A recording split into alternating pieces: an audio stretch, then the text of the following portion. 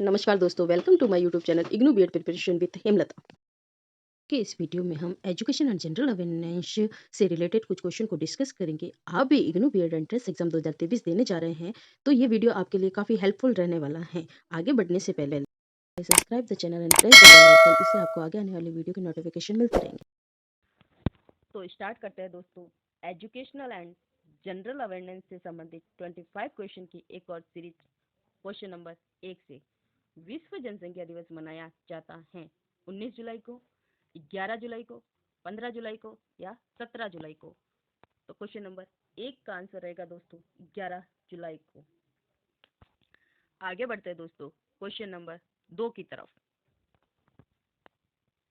Question number 2 हमारा है, गांधी जी ने अछूतों के लिए मंदिर में प्रवेश के अधिकार के लिए जिस वर्ष नाटकीय प्रयास किया था, 1940 में, 1935 में, 1931 में या 1920 में।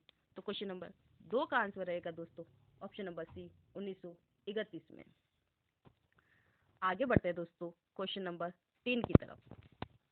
क्वेश्चन नंबर 3 हमारा है, मुक्त शैक्षिक संसाधनों का राष्ट्रीय भंडार किसके द्वारा प्रबंधित किया जा रहा है? इग्नू के द्वारा, एनसीईआरटी के द्वारा, यूजीसी के द्वारा या न्यूपा के द्वारा। तो क्वेश्चन नंबर 3 का आंसर रहेगा दोस्तों एनसीईआरटी के द्वारा। ऑप्शन नंबर 20 का करेक्ट आंसर रहेगा। आगे बढ़ते हैं दोस्तों क्वेश्चन नंबर 4 की तरफ। क्वेश्चन नंबर 4 हमारा है, क्रांतिकारी पत्र वंदे मातरम के संपादक कौन थे? स्वामी कृष्ण वर्मा, भिकाजी कामा, वीडी सावरकर या जीडी सावरकर। क्वेश्चन नंबर 4 का सही आंसर रहेगा दोस्तों Bhikaji Cama. Option number B. आगे बढ़ते हैं दोस्तों क्वेश्चन नंबर 5 की तरफ। क्वेश्चन नंबर 5 हमारा है, 26 जून 1945 को कितने राष्ट्रों ने संयुक्त राष्ट्र चार्टर पर हस्ताक्षर किए? Option number A 64, option number B 61, option number C 52, option number D 51। तो 26 जून 1945 को राष्ट्रों संयुक्त राष्ट्र चार्टर पर हस्ताक्षर करने वाले 51 लोग थे। आगे बढ़ते हैं दोस्तों क्वेश्चन नंबर 6 की तरफ। क्वेश्चन नंबर 6 हमारा है, निम्नलिखित में से किसने भारतीय संघवाद को सहकारी संघवाद कहा? केसी विहरे ने, मॉरिसस जोन्स ने, ग्रैनविले ऑस्टिन ने या जेनिंगसन ने। तो क्वेश्चन नंबर 6 का आंसर रहेगा हमारा ऑप्शन नंबर सी, ग्रैनविले ऑस्टिन ने। आगे बढ़ते हैं दोस्तों क्वेश्चन नंबर 7 की तरफ। क्वेश्चन नंबर 7 हमारा है, केंद्रीय मंत्रिमंडल ने 17 जून 1915 को किस वर्ष तक सभी के लिए आवास प्रदान करने का प्रस्ताव दिया है? 2030 तक, 2025 तक, 2022 तक या 2018 तक।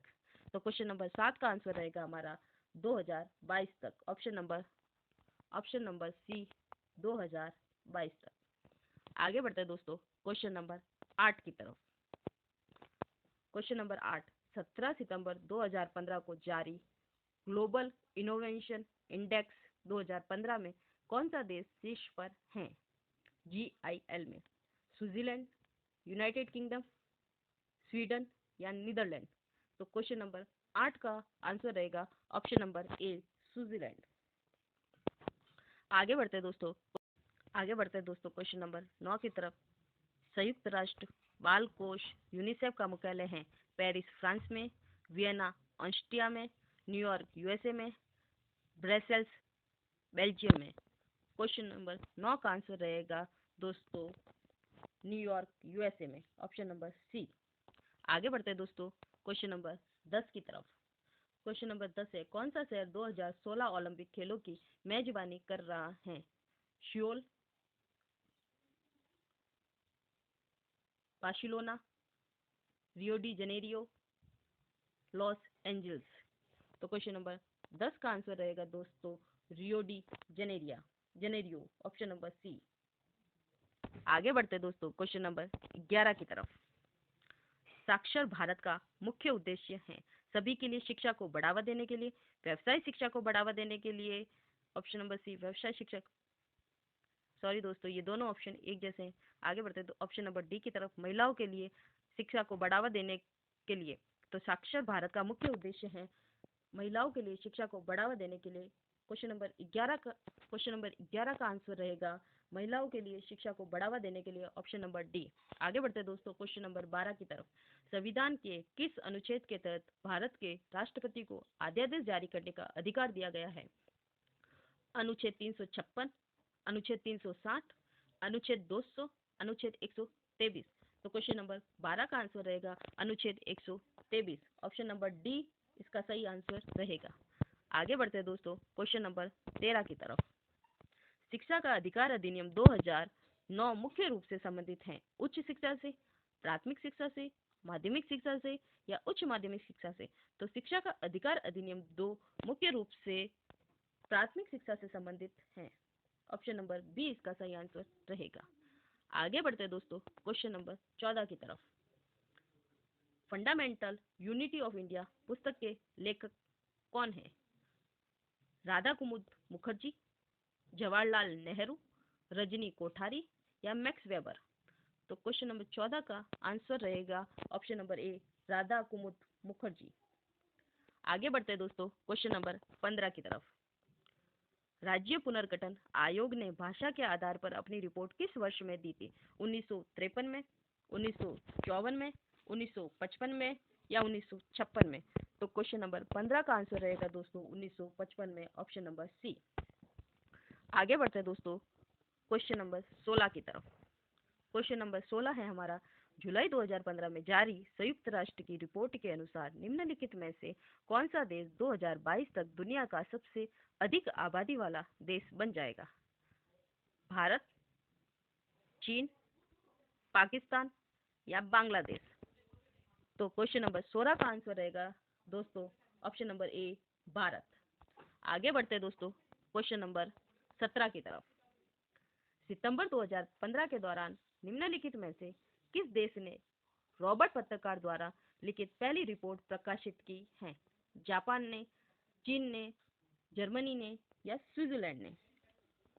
तो क्वेश्चन नंबर 17 का आंसर रहेगा दोस्तों ऑप्शन नंबर बी चीन ने। आगे बढ़ते हैं दोस्तों क्वेश्चन नंबर 18 की तरफ। मैडम कामा ने 1907 में पहला तिरंगा कहाँ फहराया था? लंदन में, पेरिस में, मैक्सिको में, स्टटगार्ट में। तो क्वेश्चन नंबर 18 का आंसर रहेगा ऑप्शन नंबर डी स्टटगार्ट। आगे बढ़ते हैं दोस्तों क्वेश्चन नंबर 19 की तरफ। किस समिति या आयोग ने भारत में शिक्षक शिक्षा की स्थिति सुधारने के लिए अपनी विशिष्ट सिफारिशें दी? हंसा मेहता समिति ने, राधा कृष्ण आयोग ने, न्यायमूर्ति वर्मा आयोग ने या राष्ट्रीय ज्ञान आयोग ने। तो क्वेश्चन नंबर 19 का आंसर रहेगा न्यायमूर्ति वर्मा आयोग ने दिया था। आगे बढ़ते हैं दोस्तों क्वेश्चन नंबर 20 की तरफ।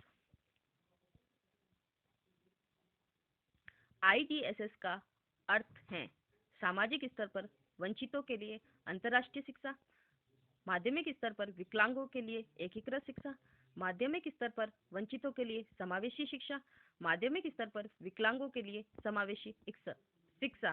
तो IEDSS का अर्थ है अब माध्यमिक स्तर पर विकलांगों के लिए समावेशी शिक्षा। क्वेश्चन नंबर 20 का आंसर रहेगा ऑप्शन नंबर डी माध्यमिक स्तर पर विकलांगों के लिए समावेशी शिक्षा। आगे बढ़ते हैं दोस्तों क्वेश्चन नंबर 21 की तरफ। निम्नलिखित में से कौन संसद के 2 सदनों में संयुक्त बैठक की अध्यक्षता करेगा? राष्ट्रपति, प्रधानमंत्री, राज्यसभा के अध्यक्ष या लोकसभा के अध्यक्ष। तो क्वेश्चन नंबर 21 का आंसर रहेगा ऑप्शन नंबर ए राष्ट्रपति। आगे बढ़ते हैं दोस्तों क्वेश्चन नंबर 22 की तरफ। संविधान का कौन सा अनुच्छेद मुख्यमंत्री के कर्तव्यों को परिभाषित करता है? Option number 162, option number B 164, option number C 165 और ऑप्शन नंबर डी 167। तो क्वेश्चन नंबर 22 का आंसर रहेगा दोस्तों ऑप्शन नंबर डी 167। आगे बढ़ते हैं दोस्तों क्वेश्चन नंबर 23 की तरफ। योग से प्रकाश पृथ्वी तक पहुंचता है 8 मिनट में, 2 मिनट में, 6 मिनट में या 4 मिनट में? तो योग से प्रकाश पृथ्वी तक 8 मिनट में पहुंचता है। क्वेश्चन नंबर 23 का आंसर रहेगा ऑप्शन नंबर ए, 8 मिनट। आगे बढ़ते हैं दोस्तों क्वेश्चन नंबर 24 की तरफ। निम्नलिखित में से कौन सा सत्याग्रह की गांधीवादी रणनीति का अंतिम चरण था? बायकॉट, पिकेटिंग, तेज या हड़ताल? तो क्वेश्चन नंबर 24 का आंसर रहेगा ऑप्शन नंबर सी, तेज। आगे बढ़ते हैं दोस्तों क्वेश्चन नंबर 25 और आज की हमारी सीरीज का अंतिम क्वेश्चन। क्वेश्चन नंबर 25, किसकी सिफारिश पर केंद्र और राज्य के बीच वित्त का वितरण किया जाता है? योजना आयोग, लोक लेखा समिति, वित्तीय आयोग, राष्ट्रीय विकास परिषद? ऑप्शन क्वेश्चन नंबर 25 का आंसर रहेगा ऑप्शन नंबर सी, वित्तीय आयोग।